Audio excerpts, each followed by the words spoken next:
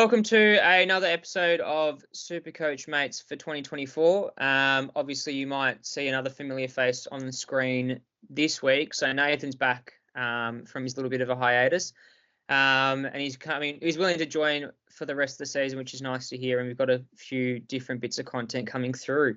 But first of all, how are you, Nathan? And how's your season gone so far? Yeah, I've been very quiet on Supercoach this year. I've mainly focused on the draft aspect of Supercoach, which I've actually done quite well on. But the classic side of things, I basically still have my team from round one. Yeah. So I haven't virtually touched it. So very quiet from there. But in the draft game, I've actually been doing quite all right. And obviously tipping as well, I've been doing all right as well. So yeah, I've sort of had a bit of a break this year from Classic. But yeah, I'm looking forward to joining Thomas for the rest of the season to go through the Supercoach plays.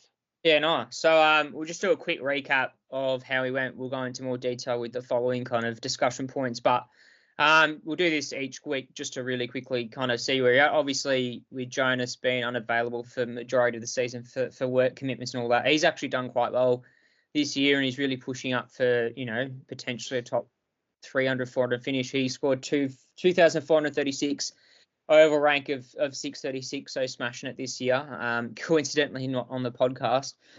I scored obviously 23-1-1 overall rank of 2,700-ish, which isn't too bad. I mean, I started the buy rounds at around the 1,000, just outside the 1K rank, so it's been a bit frustrating having pretty much two weeks out of those buys that are kind of players didn't really fire, and I basically had all the premiums that didn't fire, and that's kind of stuffed me around a little bit, but hopefully I can bounce back.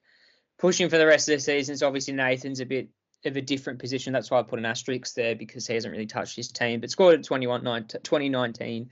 But obviously you're in the draft format. Yeah, I'm mainly in the draft format. Yeah, exactly. So moving forward, just quickly, my player of the round, we can get Nathan's probably next week. But yeah, player of the round for me, definitely someone who saved my ass a little bit, considering I think without McGovern, I would have scored a sub 2,300. He went bananas against the Hawks. He had a 60-something point first quarter, and has been really impressive this season. Obviously, he's one that his body's made of tissue paper, but it seems like whatever kind of fixes he's had over the offseason has really helped him, and he's been so solid. Like, he's got the monopoly on kickouts and everything, and to get only 20 disposals, which is pretty pretty standard for a defender, but score 132 was definitely a bonus and kind of saved my round a little bit, considering that it was the last game of the round. But moving on swiftly to kind of the main talking points for this week. These obviously will follow each week the similar kind of ideas. I know I've been posting on Twitter or X kind of these shorter slides with discussion points, but we'll be explaining it in more detail on these episodes. But the first kind of point of call that I want you to get your opinion on, Nathan, is obviously a lot of people are either at full premium or close to, and they've got, say, 5 to 6 trades remaining, maybe a bit more if you're in a luxury position, and maybe you're in a position where you've got players that are really underperforming. Steele and Martin both scored sub 100. Like, I'm only using those as two examples that are quite popularly owned. What are your thoughts on these two in particular, and thoughts on trading them out this week, especially considering that you've got other players that will bring in a bit later, who have been, burning their house down and scoring a lot higher. So you're basically losing, 20 to 30 points even on some of these other scorers. What are your thoughts on these two in particular? Yeah, so obviously, as we can see, they both sort of have had a bit of a drop off. I think I would be inclined to keep Nick Martin, just because he's got that defensive eligibility. I feel like you can probably just get away with flicking him up into the back line, especially if you've only got 5 key defenders and you just need that 6th one. Like, he's not scoring the worst, although he's been a bit inconsistent. But I think that's the thing with Nick Martin as well, is sometimes his role changes in games. Like, I know this is going way back, but I know on Anzac Day, he moved into the forward line in the last quarter, or the sort of the last half of the game, and he did really well there.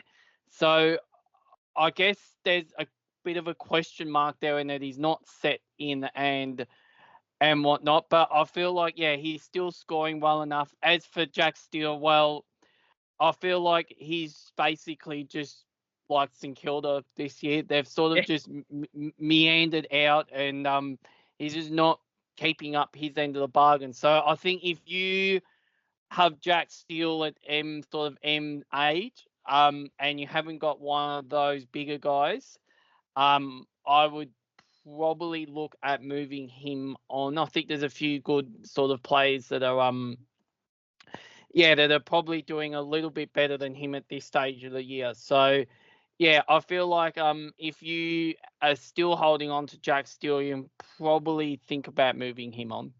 Yeah, no, I agree. I think out of the two, Steele's probably the one to move on, even though like I'm an avid St Kilda supporter and have had him basically every year since for a while. But yeah, you look at the previous three scores, hasn't hit a ton, has a tough run coming up. Well, I mean, it really depends on how you look at it. But yeah, Swans, Crows, Eagles, decent midfields in all three of them. Look, he started the house on fire. Obviously, if those of you brought him in at the start of the season, you probably wouldn't complain because he's made decent scoring. Obviously, dropped off of late. Having that knee concern a little bit, and just with the troops we've had back in late in regards to particularly Hunter Clark and Paddy Dow, I think there's some concern with regards to kind of his role, particularly in the side, and kind of how in previous years we were so dependent on him getting the ball, but now we've got a pretty good spread of players. You know, you got Liam Henry even rolling in there as well. So he's probably not the first person to hunt the ball and get it out. He's almost on the outside a little bit, which is a bit frustrating for me personally as a supporter, but also as an owner.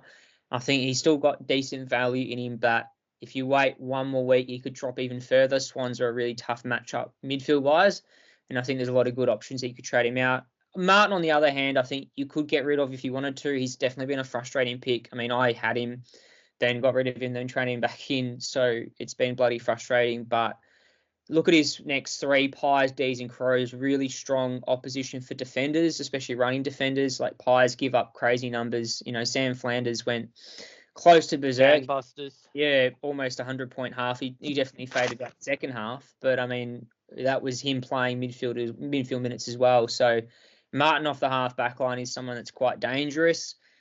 He's obviously, been a frustrating pick with regards to his disposal efficiency, but I think if you can clean that up a little bit, like we saw that 112 score, not this week, but the week before, he could be a guy just to hold through and then get rid of your very last kind of sideways trade. But we'll move on to sidewaysing premiums in regards to bringing players in. Two of them I've highlighted, one of which I was pretty close to bringing in ahead of Luke Jackson, which was frustrating because I ended up going Jackson for ruck cover. But you got Caldwell at 505k, who's flourishing in that midfield because Setterfield and Parrish aren't there. And you got Rory Laird, who's, started pretty averagely and pretty disappointing as a pick, but has really set the house on fire a little bit in the last kind of, fortnight or so, mainly because Matt Crouch isn't there anymore for the rest of the season. What are your thoughts on these two players, and are they worth bringing in, or obviously for different positions? Or are there any other players that you can think of off the top of your head that would be quite handy moving into the rest of the season? Yeah, so I feel like probably the majority of people who still have Rory Laird probably started the season with him, and in that case, you probably wouldn't really want to be burning a trade now, given that he sort of is starting to come back a little bit to his old role where without Crouch being there.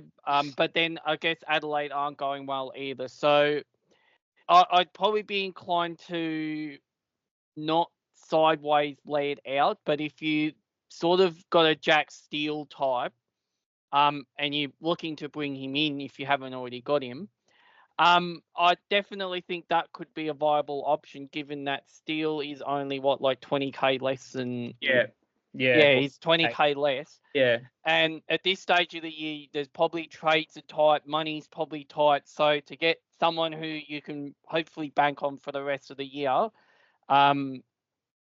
is probably a good option for Jack Steele and anyone else who's got injured. As for Jai Caldwell, I I feel like Caldwell's a good pick. I think is he forward eligible? Is he forward Yeah, eligible? but yeah. Yeah.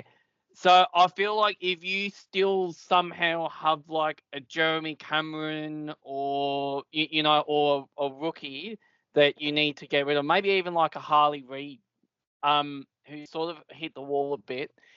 Yeah. He's probably not the worst option to sideways to. I don't know where his ranking is at the minute. I'll just get up his overall rank for the year as a forward. But he doesn't seem too bad a pick. So he's the 6th ranked forward for the year. So I mean, you can't go wrong with bringing in a top 6 forward at any stage of the year. So yeah, if you're still hanging on to like a Harley Reid or even a Darcy Wilson, I don't know why you'd still have him unless you've given up. But yeah, I feel like he's probably the way to go. Again, because Essendon play Collingwood and they always seem to play well against Collingwood, even if they don't necessarily win. Yeah. So yeah, I think Caldwell is probably the one out of these two. And I mean, the other thing you can do as well is you can always bring Caldwell into the midfield and then move him forward later on. So he's probably good in that sense, in that he's got a little bit of flexibility as well. But yeah, I think either option is a good option. But I'd probably be inclined to go with Caldwell if you're looking for a forward, Yeah. and Laird if you're looking at a midfielder. Yeah. No, I agree. Is there anyone else that you can think of from obviously watching games on the weekend that you think is worthwhile to bring in as a premium? Well, I did mind the game of Dylan Moore. Obviously, Hawthorn are Yeah. flying at the minute, and he's the 5th ranked forward at the minute. I've just got that up now. So I feel like the forward line all year's been really, really quite tricky to get. But I feel like if you've got Heaney in Flanders and Zorko, which probably most people will have those guys already, it's probably a bit of a lottery for the remaining 3 spots. And I would say Dylan Moore's probably clear of that pack, or sort of around the lower mark, with like Jack sort of up here. So Jackson, Caldwell, Danaher, Mackay, Kerno, Zach Fisher. I think the one that stands out the most is probably Dylan Moore from that patch. In the back line, it's probably hard to go past. I mean, I've had McGovern actually most of the year in draft, and people keep trying to pinch him off me. So I feel like McGovern, if you've got him, is probably the one that unfortunately a lot of people are probably going to jump on. Yeah. But for those of you who've got him in classic mode, he's been sensational all year. The other ones, so Max Holmes, I actually started off with Max Holmes, and obviously, as I said, because I haven't touched the classic mode since round 1, he's still in my team. Yeah. And he's actually been really good for people who still have him. And then Nick Martin's in the same boat. And then just real quick in the midfield, I think Brisbane are back. I think you can't go wrong with one of those big Brisbane midfielders, whether it's Dunkley or Neil. I think either way, you know what you're going to get with those two. So I feel like that's pretty easy. And then in the rucks, I feel like he's probably a bit expensive now, but if you're crazily wanting to sideways, I wouldn't mind taking a bit of a punt on Lloyd Meek as a bit of a point of difference ruckman. Considering the fact that he's currently 14th ranked ruckman, but he's only played 11 games. So, as I said, Hawthorn are on a tear at the minute. So, I don't think you can go wrong with bringing in Lloyd Meek, unless you've got Gawn or Grundy and you just that set on them. Yeah, no, 100%. I think they're all really good options. I really like, obviously, the Brisbane ones, I think, are a really good one, considering they're going to be pushing hard to make the top 8 or stay in the top 8. But moving forward, obviously, taggers are back in vogue of recent weeks. Obviously, St Kilda have one, and a lot of other teams have started to jump on. So I guess it's really frustrating for opposition players in particular, but also if you have a certain star mid or defender in your Supercoach team, which is going to be really kind of interesting to see in the latter half of this or latter stages of the season, how that impacts your score if you can loop those potential tags. But hopefully we can bring alerts, kind of awareness to you guys about who might be tagging. I know on Twitter, the Third Man Up boys, I know Janice, who is part of the Supercoach Sword Play podcast, they do a really good spreadsheet of some description up on their page, which has a really detailed explanation about the tagging abilities and kind of the impact on certain players, which is worthwhile to go check that out. But yeah, looking at the top four, you've got Jordan playing St Kilda, obviously potentially could go to Sinclair or Naz. Windhager on the opposite side could take Heaney or Warner. I think Berry against the Crows is a very likely matchup for Dawson, and Bedford, he's probably the more frustrating one out of the four. Could tag Walsh as a like for like and push into that midfield. What are your thoughts on these four taggers, and is there anyone else that you should be kind of wary about moving into round 17? Yeah, well, we know Ross Lyon hates Supercoach, and he's brought back the taggers, which is a very Ross thing to do, and now everyone's jumping on board. Yes, it does make these games, I guess, a lot harder to trust players because you don't know who's going to cop the tag, or who's going to, if they're even going to tag. But I mean, I feel like that all of the guys on there have a history of doing it. Jordan, I think he'd probably be more likely to go to Sinclair than Nasiah. I think Sinclair is probably more important to St Kilda than Nasiah, just at the moment. No, as for Windhager, I think Heaney's the one that's sort of copping a bit of the attention. I think Nat Fyfe went to Heaney on the weekend and did a pretty reasonable job. So I feel like if you can put Nat Fyfe onto Heaney and sort of limit his influence, well, Windhager's probably the way to go there. Berry, yeah, I feel like Dawson probably gets the Berry attention, and I wouldn't be surprised if Brisbane sprung a surprise and sent a caller to Isaac Rankin as well, just given his ability inside 50. And Bedford, I think Cripps is just about untaggable at the minute. So I feel like Walsh is going to get, he might get a bit of attention from Bedford. The other one too, going forward, I think Sam Durham's done a few tagging roles for Essendon this season. I wouldn't be surprised if he went to the Goey or Nick Dacos at stoppages, just to try and limit their influence and sort of hit them back the other way. But yeah, I mean, I think every team eventually is going to have one of these players who can sort of do a run with role if someone gets off the chain and they just need to bring them back down. So, yeah, I mean, it's frustrating, but unfortunately, this is just the way the game's sort of gone the last few years where, where I think the coaches are realising that just letting these, the best players in the league run around with no attention is hurting them. So, but yeah, obviously, again, Ross Lyon started this. We know Ross Lyon hates Supercoach. So I just feel like that, unfortunately, this is just something that we're going to have to sort of keep a watch on for the rest of the year. Which means I feel like that the players who are virtually just about untaggable, Bond, Cripps, I know you can get Nick Dacos as a tagger, but they'll just move him around elsewhere. I feel like those players are probably going to be just about your set and forget vice captain or captain, and maybe even in the ruckman. Like Grundy's having a great year. I feel like you're probably going to have to look elsewhere for captaincy options. Because I just feel like that this is not going to change anytime soon.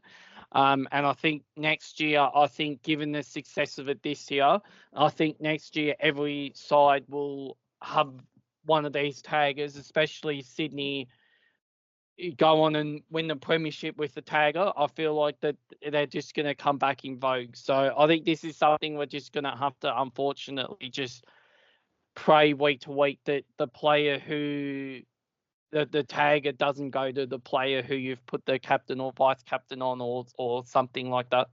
Yeah. Oh, 100% agree. I think you're spot on there. I think also one thing to be wary of, or two things really, I didn't mention. I think Chincotta's been doing a bit of a tagging role. Yeah, he has been. Starting back and rushing forward into the stoppages. And they play, obviously, the GWS Giants. So I think he could try and nullify Tom Green, Josh Kelly, something like that. I think he'd go to Lockie Whitfield. Yeah, Whitfield's a smart one, actually, considering Whitfield's been so damaging of late. But I think also you've got to be wary as well. Like, you just have to look, and obviously I'm only saying this because I paid a lot of attention to the Saints Port game on the weekend, but Windy doing a tagging role on Neil and was obviously quite successful. He obviously tried to nullify Butters this week and it didn't work so much. And I think that whittles down to the fact that Windy isn't a speed runner and Butters can get in and out of stoppages so quick and, so explosive. Windy's probably not the right matchup for him. And, looking back on that game, probably made more sense to go on a Horn Francis or something a bit more similar mould. So I think it's one thing to be aware of who the tagger or who, Sullivan said tag is going to tag, but also whether it's the right matchup for him. Like Jordan, for example, has been known to tag every halfback under the sun for the last month, but against Freo, he started off on Jordan Clark and then quickly went to Caleb Sarong and was a pretty good matchup for him. I think, Sarong was on 60 plus at halftime and ended up on 85, so really nullified him after that. So I think it's good to be aware of him, but also be aware that they're not obviously going to go to the most obvious Supercoach player. It's more whether the role fits them against who they're up against. But moving forward to the top three trading targets that we believe for round 17, obviously this is up for debate. You might have seen this on Twitter as well. But the top three I've got here, Dylan Moore, 528k with a break-even of 93. Dunkley, as we talked about before, and I think the Brisbane mids have got something to prove to really push Brisbane up the ladder into, top 4/8 finals contentions, considering they've been pretty disappointing, especially in the first half of the season. And then Jack Sinclair has scoring through the roof, ridiculous numbers since the bye in particular, and also since he's been kind of settled in that halfback role where he got All-Australian honours last year. I guess the one asterisk for Sinclair is he probably cops Jordan attention, as we mentioned before. So potentially this week is, you could wait a week essentially before he goes up even further, because I think the rest of the season he's dominating that half-back line. Honourable mentions, Laird and Anderson, I think, are not bad options if you want to go down that route. It's a bit of a unique. But what are your thoughts, Nathan, on obviously these three? And is anyone else that you think, obviously you're not playing Classic per se, but those who are still playing and are doing quite well, what do you think is any players that might make them step out of the pack a little bit and push up those rankings? Yeah, well, I've actually got 3 of these 5 players on my draft team, so I was quite happy last week with how Moore and Sinclair and Anderson went. And I will just give a little shout out here. I do have a mate in that draft group who goes for St Kilda as well, and was very unhappy when I picked up Sinclair and then just watched him go gangbusters on Sunday. So just a little shout out there. But look, I feel like you can't go wrong with either of the 5 options mentioned there. Yeah, probably, as I said earlier, I think Dylan Moore's the one that I would be going this week. Yeah. Just purely because I think Hawthorn are in full swing. And yeah, they're just on an absolute tear at the minute. They're probably one of the scariest sides to come up against at the minute, because I feel like you don't know what you're going to get. You feel like, sorry, I'll rephrase that. They can change tactically from week to week. Yeah. And it's basically a set game plan that's built around nullifying the strength of the opponents. Yeah. But it's a game plan that works for them. And yeah, Dylan Moore's been a huge part of that. As I said, Sinclair and Dunkley are great options this week. The only question mark I'll have on Dunkley is that sometimes, especially against the higher ranked teams, sometimes he can become a bit of a cooler per se. Yeah. Just look back to the grand final last year. I think he got given the job on the goalie, which worked well up until basically the last 5 minutes of the grand final. And then there were a few other times last year where he tagged. And the other thing with Dunkley as well, I don't know if this is going to help him or hinder him a little bit, but the return of Will Ashcroft, I don't know what that's going to do to his scoring, because I think Ashcroft is sort of a bit of a Dunkley, sort of similar to Dunkley in the sense that he's a great clearance player and his clearances do damage. So I just maybe just put a slight caveat on Dunkley just for that reason, but again, still a great option. And as for Sinclair, I think he's hit his straps. I think he's settled now at halfback. Hopefully Ross Lyon doesn't move him. But then again, as I said earlier, we know Ross Lyon hates Supercoach. So who knows? He could end up forward. If he gets Jordan with him, he could end up playing as a forward, Sinclair, to try and break that tag from Jordan. But if he doesn't get tagged, well, I think look out, because he's on a tear as well. And I think his last 3 weeks are just proof of that. I think he's above 110 for the last 3 weeks or something ridiculous. So, in fact, he hasn't scored below 100. Oh no, wait, that's projected score. Never mind. He hasn't scored below 100. He hasn't scored below 100 since round 11, and his last 3 games are 147, 135, and 143. So, yeah, I feel like you can't go wrong with Sinclair. And we've already discussed Laird and Anderson. Again, I've got Anderson in draft. I think he's a great point of difference. The only issue there with Anderson, obviously, is I think his drop off from home and away is quite significant. So I think it might be a bit of a roller coaster with those Gold Coast players unless they can start winning on the road. Where you might get 1 week of, say, like last week where he gets 140, but then the next week he might only get, like 93 on the road. So I just feel like if you're happy to wear that, and sort of he averages about 110, but he sort of is a little bit up and down with his scoring, he's probably not a bad pick. Yeah, no, 100% agree as well.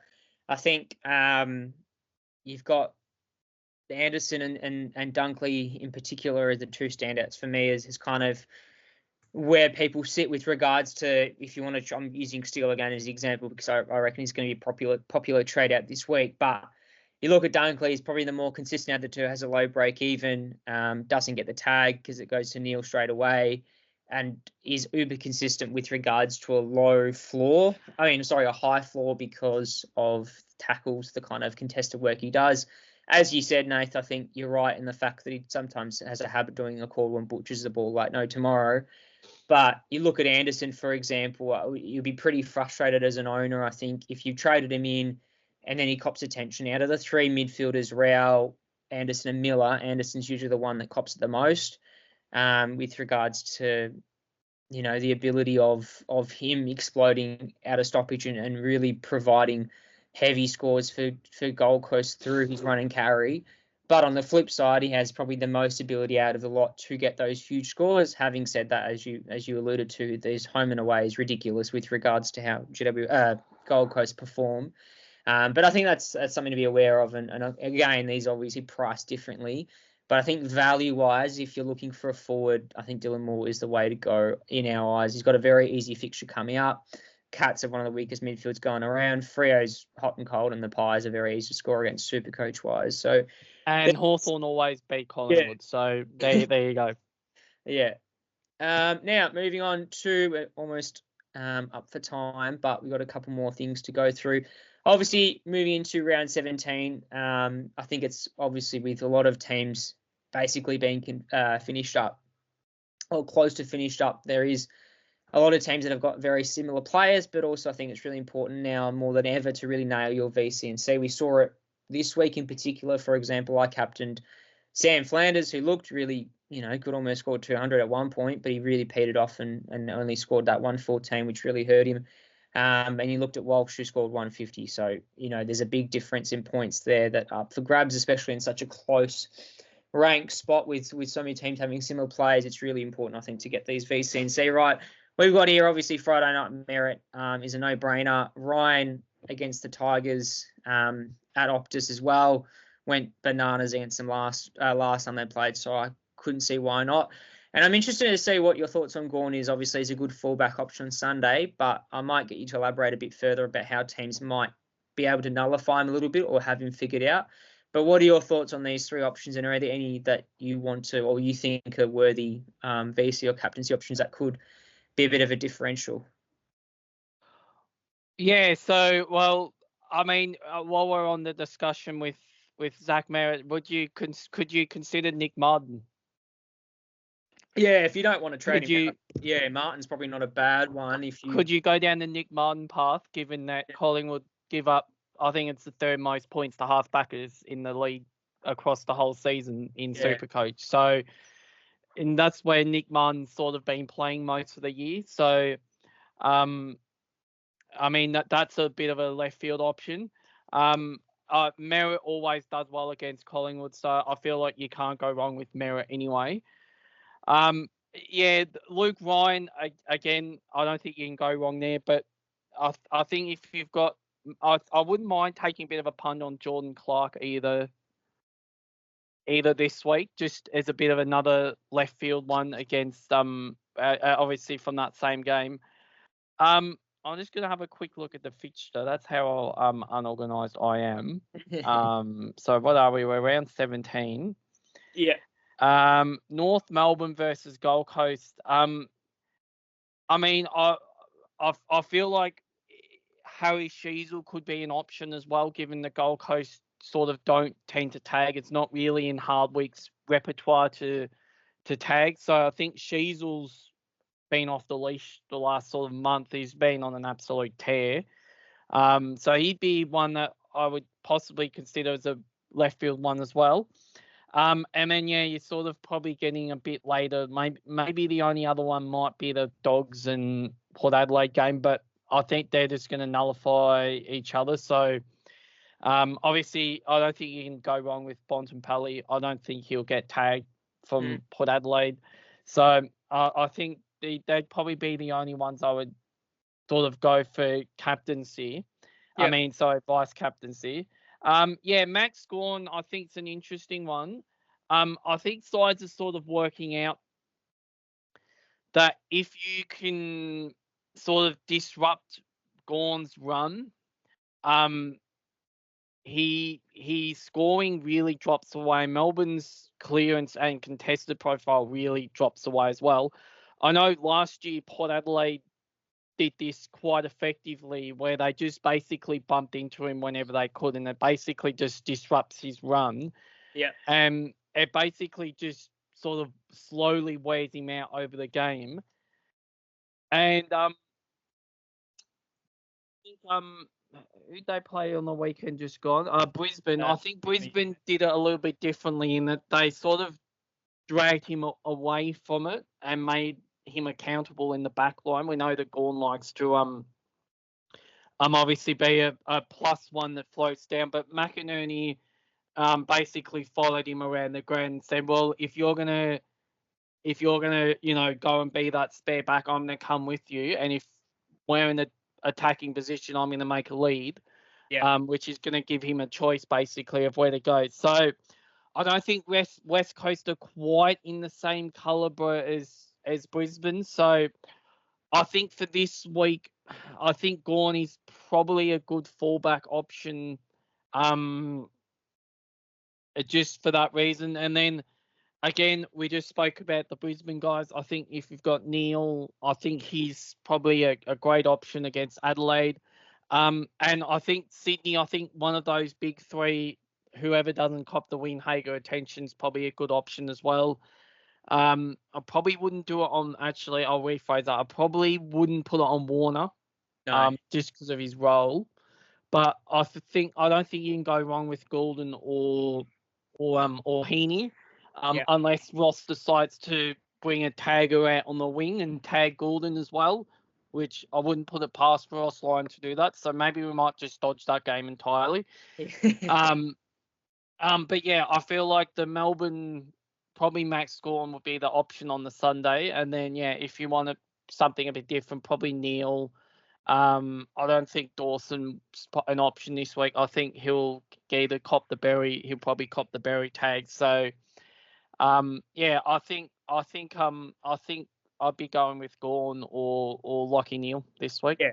Oh no, 100% agree. I think if you can get it out the way by Sunday, it'd be most kind of beneficial. You always hear the Sunday curse that you wait until the last game of Sunday and you absolutely shit the bed with regards to captaincy. Like I know a lot of people captained Houston thinking that he'd pop off against St Kilda, and then Farrell was the one that took all his kickouts and everything. So I'll just add in again. I can't be a Collingwood supporter and say that Nick Dacos is not a viable option. Absolutely, he's a viable option. So I just forgot to mention him. But yeah, Nick Dacos obviously is in this discussion every week. So I think just pick your vice captain from that Friday night game and just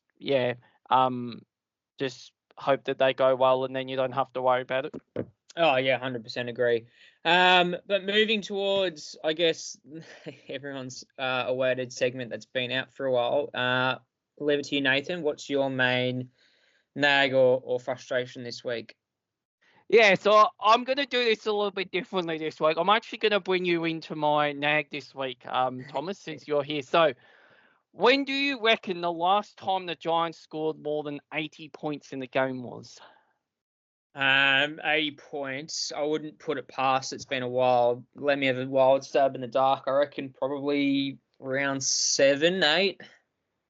Yeah, round 7 on Anzac Day when they scored 113 points against Brisbane, and everyone thought that they were the runaway premiership favourites.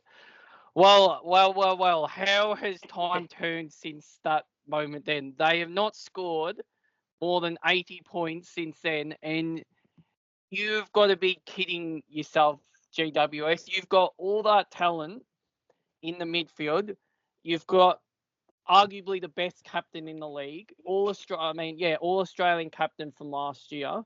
You've got all these runners off the half-back line, and you can't get 80 points just once.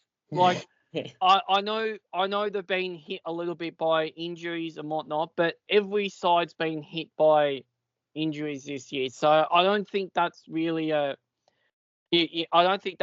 cop-out. But I think the most alarming thing for me was I saw this on for anyone who's a bit of a stats mind like I am on SEN on the run home. No, not the run home. Sports Day. I think Daniel Hoyne from Champion Data highlighted. I think they were the number one scoring side off the back half in the first 6 weeks.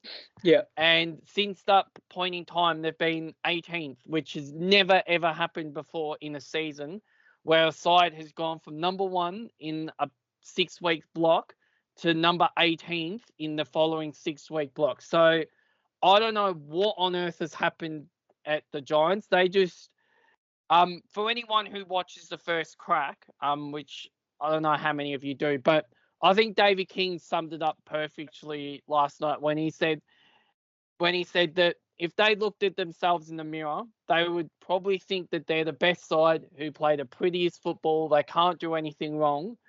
And I feel like until that changes, then they're going to keep doing this. So it would be an absolute disaster for this side to miss out on the finals. Yeah. And realistically, it would probably be a disaster for this side to miss out on a top 4 berth, to be honest with you, given how talented they are, how they play the game, which is basically how everyone wants to how everyone wants the game to be played, which is this exciting run of halfback that gets the whole team involved. The players get to express themselves. They go into a forward 50, which is just dynamic. And for whatever reason, the last 8 weeks, it just has not happened. And it's not like that they've played, the best sides. I mean, yeah, sure, they've played Sydney twice, but Geelong aren't world beaters. I know they won the game, but they still didn't score the 80 points. Hawthorn sort of weren't as good then as what they were, or as what they were when they played the Giants. It was down in Tassie, admittedly. And then Adelaide, who have basically been under the most pressure all year outside of probably St Kilda, and they basically were inept throughout that entire game. Yeah. They only scored 5 goals in the first half. Adelaide already had 9 goals on the board. And if I'm being honest with you, they were probably lucky it was only 33 points at halftime, to be honest. So they did do quite well to get back within 14 points at the end. But this is not a side that should be sitting. Just got my ladder up here. This is not a side that should be sitting 10th on the ladder with a percentage that's basically nigh on 100% at this stage of the year. So Yeah. the Giants need a lift. In fact, they're 108.4, so that's actually better than what I thought it was. But they have just fallen off a cliff, and until they fix their scoring, this is just what's going to keep happening. So I think there will be a lot of sides who will be quite relieved if the Giants don't make the 8, because I think that they can do a lot of damage. But they need to just have a look at themselves in the mirror and go, well, what's going on, boys, and how do we fix this? Yeah. And of course, I feel like a lot of other people are going to go about this, but I'll touch on the umpiring as well. I've been saying all year that it has been absolutely horrendous. I feel like at the end of the year, the biggest job that the AFL has is, rather than worrying about, compromise, rather than worrying about, a club picking up 4 first-round players from their academy, which it is a one-off. Let's be honest with you. Or worrying about, father-son picks. How about let's worry about the umpiring, Yeah. which is an absolute fundamental of the game. And I think people are just sick and tired of seeing absolute howlers that are either being paid or being missed. And I think the umpires have directly influenced at least a dozen games this year. Now, there's only been 130 odd games played. So I don't know who in their right mind would be happy with the fact that basically 10% of games have been either directly influenced, that basically just under 10% of games have been directly influenced by an umpiring decision. Whether it was right, whether it was wrong, it doesn't really matter. But the fact is, the game is more confused than ever. Holding the ball, I don't know what holding the ball is anymore. I feel like it's an absolute lottery with holding the ball. I feel like the 4 umpires hasn't worked. I don't think it's done what they set out to do. There's players who are throwing the ball and trying to disguise it as handballs. There's players now who are going out of their way to basically fling their heads into the ground to try and suck the umpires into giving them free kicks. So I think this is the biggest issue right now facing the AFL, is the state of the umpiring. And I think until they come out and actually acknowledge that there's a problem, then this same thing's going to be, the same problems are going to keep happening every week. And my biggest fear is that there's going to be a grand final that's going to be decided by one of these shit umpiring decisions.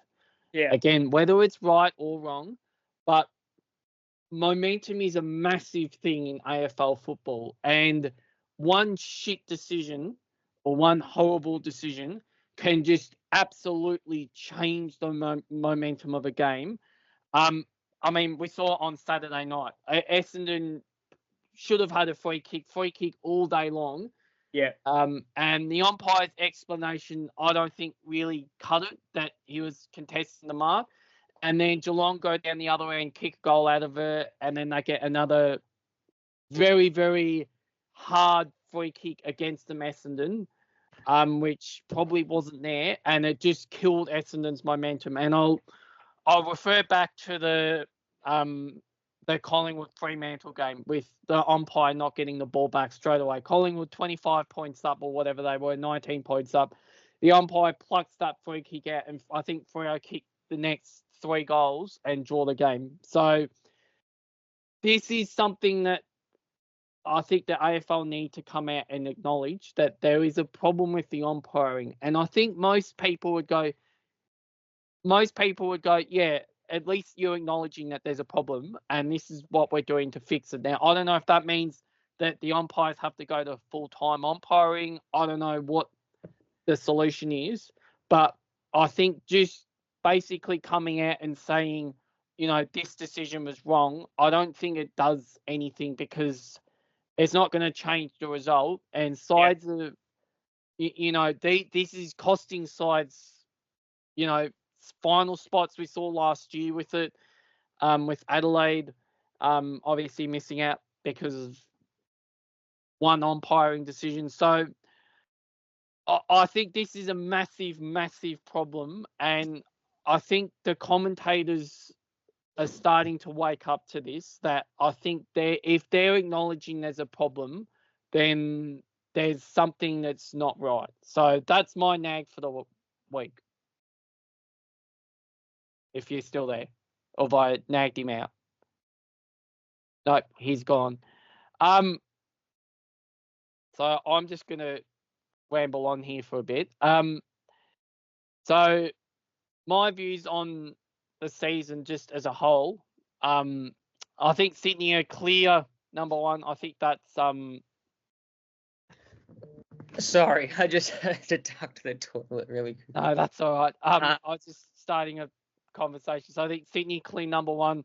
I think Carlton is sort of separating themselves, being number 2, and then I think it's a lottery for the rest of the sides. I think there's probably about 6 sides who could finish in the remaining 3rd and 4th spot. Yeah. So I feel like the Sydney Carlton grand final is looking more and more likely, except if Collingwood manage to get up to 3rd and play Carlton in a qualifying final. I think that will destroy Melbourne. Yeah, no, I agree. I think we can touch base on finals and whatnot a bit later, but I think you're definitely all out in this this segment. You've been bottling it up for about 16 weeks, so let it loose. But that's all we got time for this episode. Obviously, me and Nate will be here most. We'll try and record Mondays for the remainder of the season. But obviously, as the season wears on towards finals and Supercoach kind of dies away with regards to players popping off and moving into league finals and things like that, and teams pretty much finish, we're looking towards going through each team at least, or maybe clumping teams together and going through all the teams and just having a bit of an analysis / discussion. We're linking it obviously back to Supercoach in some regards to some players as well moving into next season, but obviously a bit of a deeper dive in what worked well with some teams, what didn't work well, and what they need to do to achieve essentially the ultimate glory in a premiership or top 4 or top 8, depending on where they're at. So hopefully that's something to look forward to. We've got some things in the works of guests, and obviously we'll leave it open to you guys or the listeners to who you want to hear about, which teams you're keen to hear about. But that'll kick off later in the week. So hopefully that's something to look forward to. But other than that, hopefully all of you have a good rest of the week and able to finalise your teams moving into round 17 and hopefully score a lot better or better than what you scored beforehand, or try and continue to push up the ranks. But other than that, we'll catch you next week.